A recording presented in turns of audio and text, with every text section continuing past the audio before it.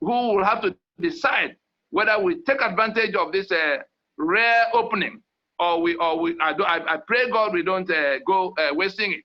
And the ones who are shouting Biafra all over the place and distorting, damaging the alliances that have been forged with this our immediate neighbors in the lower Niger, damaging the alliance that involves the rest of Nigeria in terms of South and Middle Belt, and damaging and distorting the narrative, the winning narrative with which Washington is now working. I plead with all of us to tell whoever they find to tell, whoever can send that message to them, to have them stop. If they do not stop, the project will stop them. That force that broke the backbone of the Fulani is capable of stopping them. We don't want to go to all of what we can do to stop them. But we've sent that message loud and clear that they must stop. You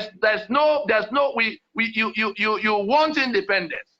You have a plan that can deliver that independence. You don't have any plan of your own. But you are distorting the one that is working, getting people killed. In 50 years, it doesn't lead anywhere because there's no definition of what you're looking for. Where's the map of that Biafra? Have you discussed with the John the Ogoni and all the people in that territory? If you have not discussed with them and you go to London, declare yourself a supreme leader over them with the Biafra that includes their land, how do you expect them to relate to it? It is a franchise they are running. I can inform us in this meeting, I know it's being recorded, it is a criminal enterprise they are running. I sat down with Nnamdi Kanu before he began his broadcast. By God's grace, I was the one that collapsed the treason trial of Wazirike. I was the one that collapsed the treason trial of Asari, 2007. When Henry Oka was arrested, again, I got involved, and we managed to collapse what they were doing here before they went over to South Africa. And therefore, when Nnamdi was brought in 2015 again, I had to go in there, and we got an order for unconditional release by the lawyer that was there said, better. This Ifeanyi Ejiofor did not even meet me in the case. We already got that order. It was when Buhari refused to obey that order that it became matter of media showmanship. What Ifeanyi Ejiofor was brought in to do is to say, why are you not releasing the one the court said they should be released? Meanwhile, the judge who gave that order was bundled into the dock by Buhari, and him and his wife said they stole money. Eventually, they say, oh, it was an error.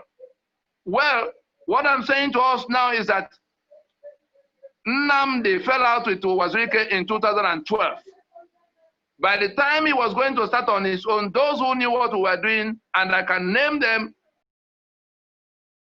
was the one that asked him to come to sit down with us to take content from what we were doing for broadcast. Nnamdi came to Nigeria, sat with me for 4 hours in my office, and he rejected every single one of the 8-point strategy that the LNC put down.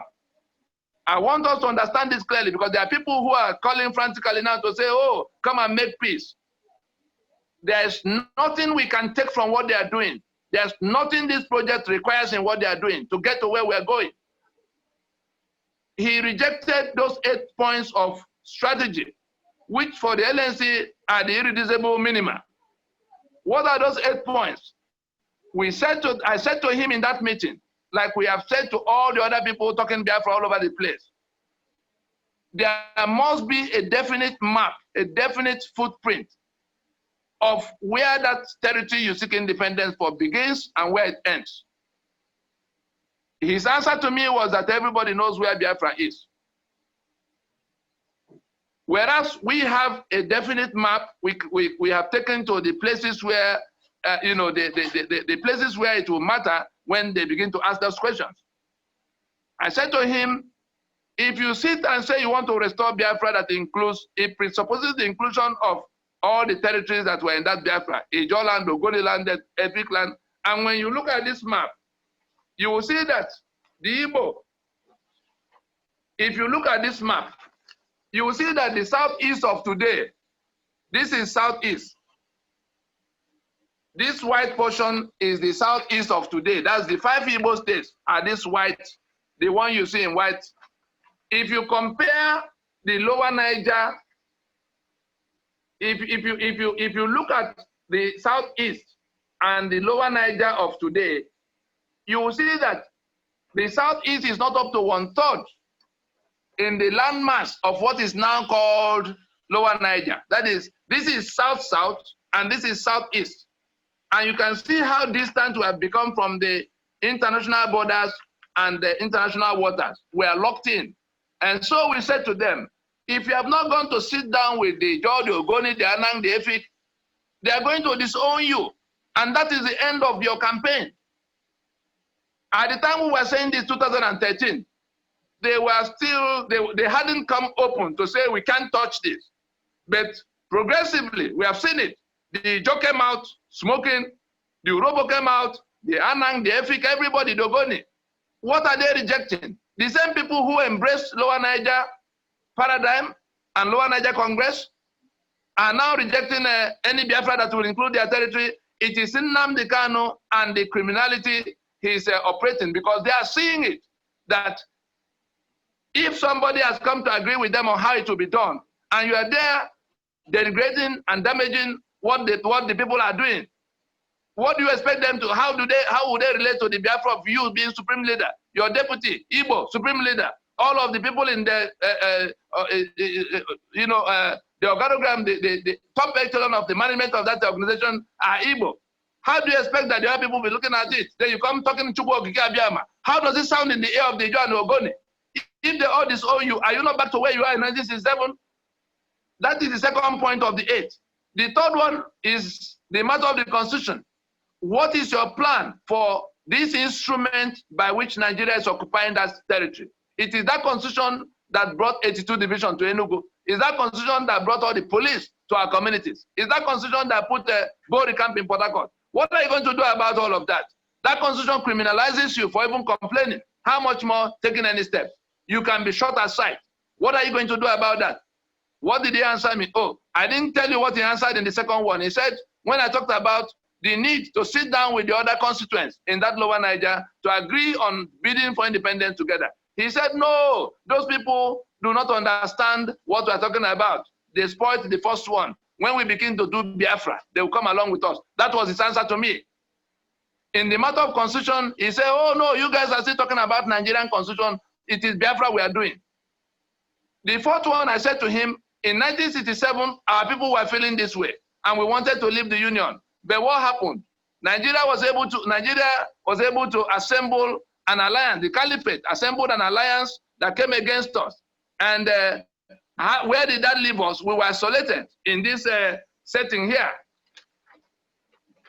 We were isolated, as I've shown us before, by that alliance that involved the rest of the country, including Niger Delta, that went with them down the road. And so today, if we say, oh, we are fed up again, we are angry again, we want to leave now, if they come at us, we will be, from what you are doing, you are alienating all of those who should be with us for us to have any chance. You are insulting and abusing and denigrating all of these people. You hear what he says about them every day. You hear what he says about the Yoruba. You hear what he says about Danjuma and the Middle. So in all of that, we said to him, you cannot, if we don't have a plan that will take down that alliance of 67, we'll be right back to where we were in 1967 if anything goes wrong going forward.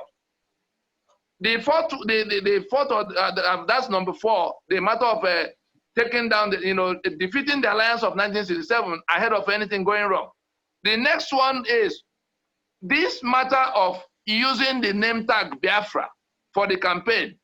We can call it self-determination campaign. We can call it independence campaign, so that we can get started in having a map. We put a map on the table, and we begin to do the things that will enable that map become the independent territory.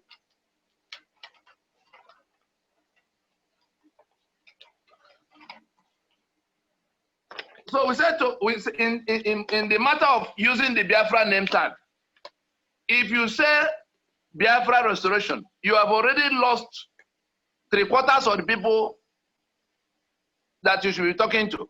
They don't want to hear the rest of your story.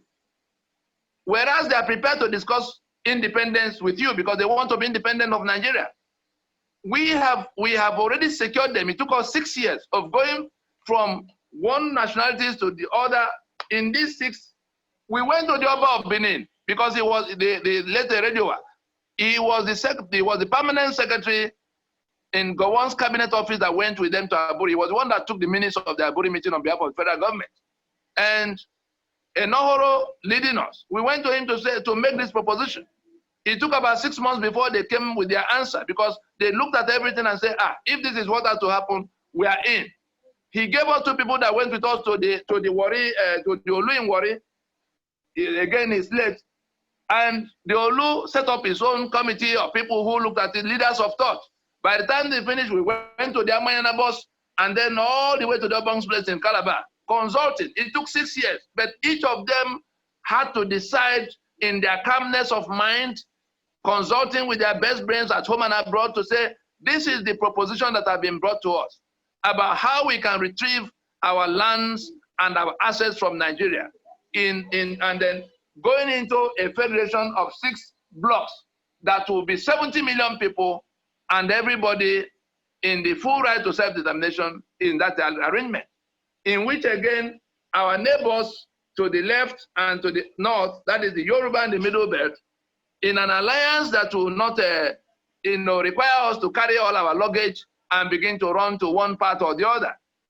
The alliance allows you to stay where you are. We work out all the other things about how people will document themselves, just like Portugal and Germany and France doing a European Union in which you can function from any part. That's the kind of thing. So the assets of our people in these places are not in any danger because our hands are on the pulse of what will happen.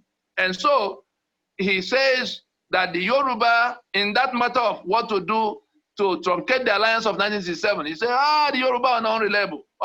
They will play prank.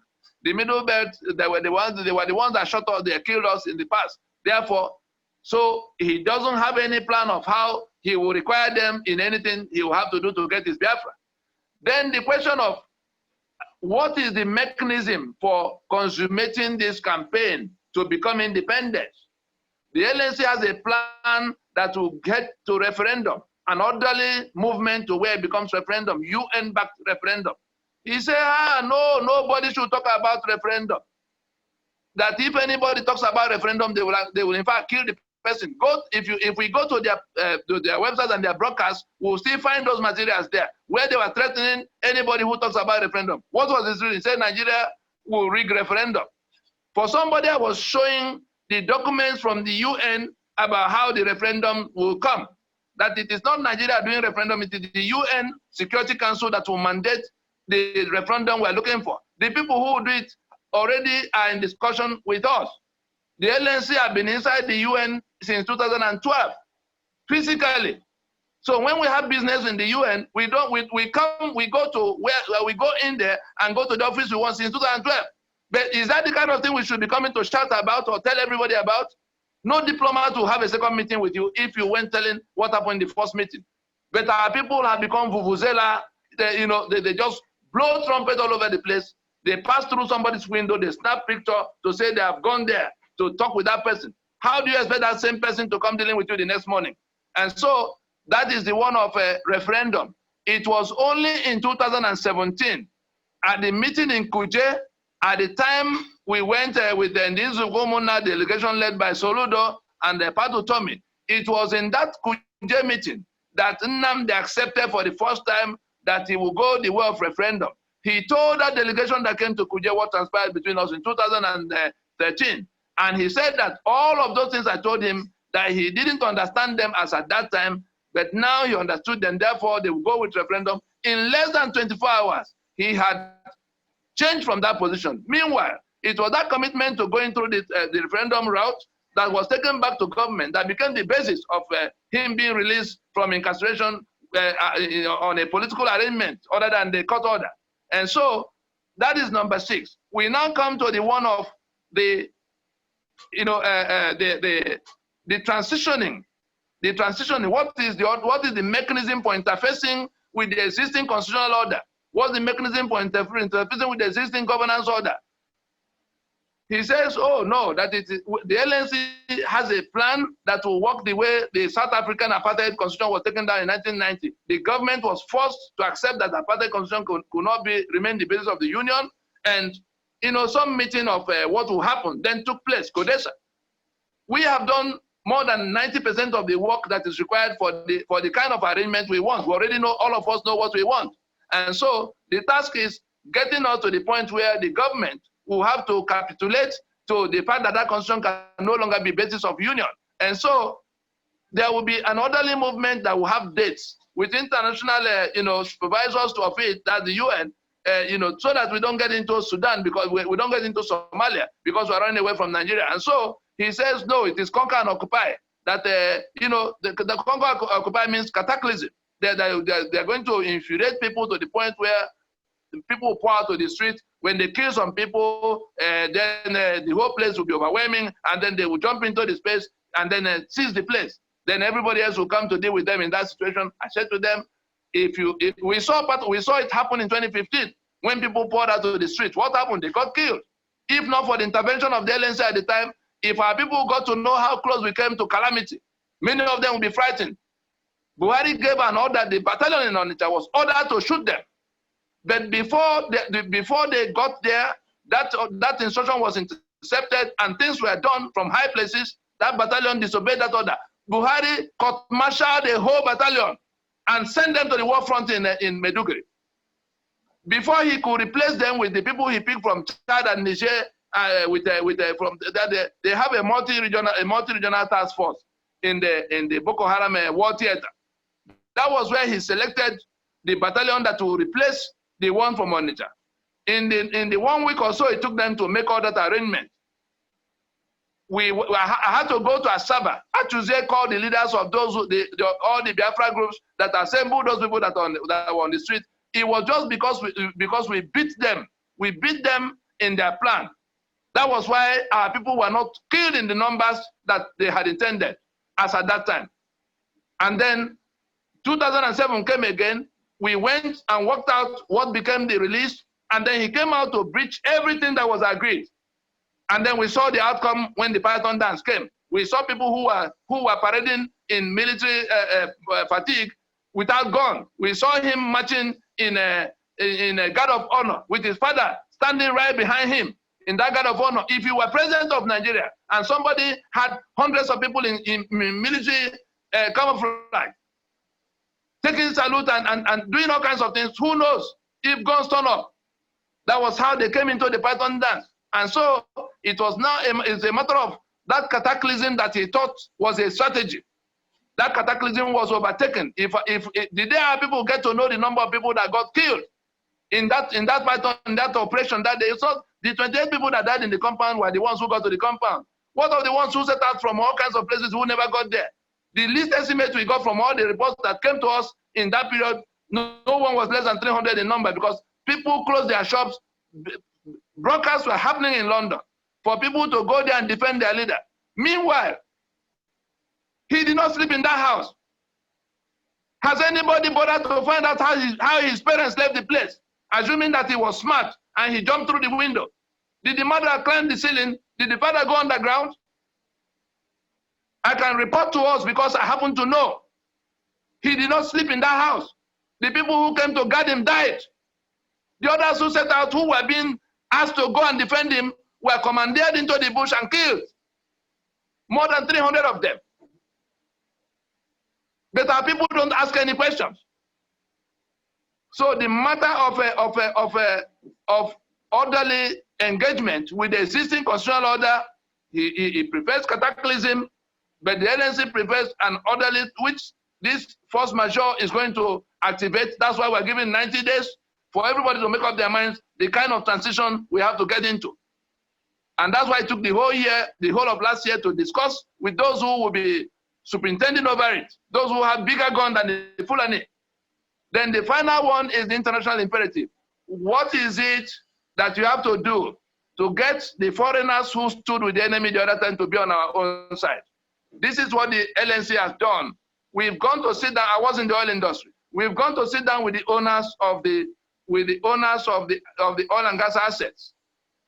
We have secured the interest, the economic interest of the power that be in the place.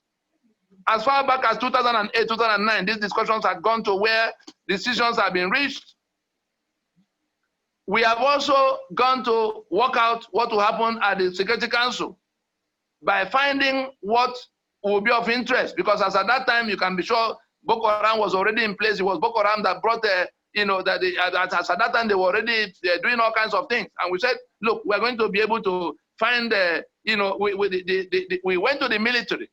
Anybody who wants to verify how America read the decision they are carrying out today should Google something titled Nigerian Unity in the Balance. It's a June 2013 report by the military to Washington, telling Washington that there was nothing anybody could do to reverse what the owners of Nigeria are doing to dismantle the bad arrangement the British imposed on them. Go to page 50. Again, the title, Nigerian Unity in the Balance. The Army War College in Pennsylvania was telling Washington that what we were doing was irreversible. And so we already knew that it was a matter, it was the only setback we had was when Obama came in and Hillary and John Kerry, whatever it was they were doing with Buhari that made him president. We lost all those years, but immediately they were being removed. We went back to the people discussing with us. That's how it became easy for us to get to all the departments that had to work together at this time, because they had a file, they had their economic file, they had their security file on what we were doing in the place, and their military already took a position on what the US should do, which is where they finally gone now. And so that matter of the international imperative, because if you do not work out what will happen to the assets of those who own assets here, they are going to do exactly what they did in 1967. So those are the 8 points. Any one of them you do not settle, you may fail. You are most likely to fail. You can settle 1, 2. It's like a vault with 8 locks. If you find the key to 3 locks or 5 locks, you are still in the vault. So we decided to look for the keys to all the 8 locks. Some of the keys are in the hand of Ogoni. Some of the keys are in the hand of Yoruba. Some of the keys are in Washington. The other key in New York. We said these are the 8 keys we need to apply in order to open this cage so that we can get away from it. Nnamdi rejected those 8 things, and that was, as at that 2013, I removed his phone number from because I came to the conclusion that he was not looking for freedom for our people. Whatever else he was looking for was not freedom for our people. I didn't know he would even do all the things he did subsequently. And so all of these fiery broadcasts of, asking our people to go and do this, whether no single thing can become independence in it in the manner it has been done. Rather, it is guaranteed for failure, because every single thing we need is being damaged by what they are doing.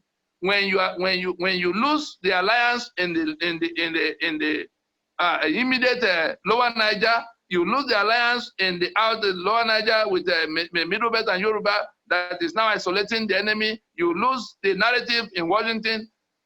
As I speak with you, and I can confirm to you, and in the coming days, our people are going to hear it in the most inconvenient way, because I'm going to speak of it from a government podium in Washington. As I speak with you, there is no single official of the United States government that is in any form of discussion with Nnamdi. Everything you have heard concerning how they went to Congress and how they went to all the other places are photoshopped. Not a single official of the US government in any department is in any form of meeting with them. The same thing at the UN, the same thing at the EU. And the people they are doing this Photoshop and pretending they are discussing with and throwing their names all over the place, they get back to us to say, is there nobody who can stop this madness? Is there nobody who can arrest this situation? They are distorting whatsoever, because the basis of the US intervention is not that, are they coming to discuss Biafra with you? They are coming in to draw this line to get these people to move away from our space. If the union is ended in the manner we have pursued for 21 years now, if the constitution is taken down and the union is ended and this line is drawn and these 3 blocks have their constitutions to march away with, What else are we looking for with the UN referendum? What else are we looking for? We told them the point at which we can safely bring back that name. After the Charter of Relationship had been signed between us and our neighbors in the Niger Delta, the Charter of Relationship will take us to where we are now heading to referendum. In one meeting, we can decide the name by which this territory will get into its independence. Ijo already committed to proposing that name Biafra at that time. These are the things we have explained 1 million times to them. But what did Nnamdi do with all this information? The movement for New Nigeria, that the MNN Alliance, we deliberately called it Movement for New Nigeria. This is the map of that New Nigeria. It is actually Movement for No Nigeria. And I told somebody I thought was on the same side of the battlefield with me that we had to call it that name in order to evade the detection of the enemy when we get into trouble. What did he do with that information? He used that same radio to broadcast to his people that the LNC was set up by the Fulani and the Caliphate and the federal government financed to prevent them from getting Biafra. Knowing fully well that if we began to tell the same people that it's not so, he is overseas and we are here. He wanted us to blow our cover. He wanted us to say that we are doing the same thing as he's doing so that we could get into trouble because the system was looking for who was, uprooting the foundation in this manner. They didn't know. The closest anybody came to finding us out was that 2005 US, intelligence report. Otherwise, both Britain and the Caliphate didn't know where we were going in the plan we had. If anybody thought it was a casual, it wasn't something we had a clear, this is a 20-year plan. It's something that is in 5 phases. Every single thing you see here had been executed. This is where we were going. If you can read, this thing had been in print for over 11 years. If you can read, you see the outcome. We were heading to the recovery of our sovereign territory. And if you saw this is the summary of the whole plan. Take down this constitution to land us where there's no union. And this brown portion is this. The Yoruba will get their own, these people will get their own, and all of us are. So this was what we set out to do, and we have done every step of what we needed to do to get to where to determine the successful terminal point. And so I'm just informing us that our immediate answer to the security challenge staring us in the face is to launch that force majeure and make the presence of the Fulani illegitimate, not only in our space, but in the spaces adjoining us. And to bring the US to be able to step into that field right immediately and to activate our right to self-defense. And we invite you to please help do whatever we require to get on it sooner than later. I think the moderator, please. Thank you.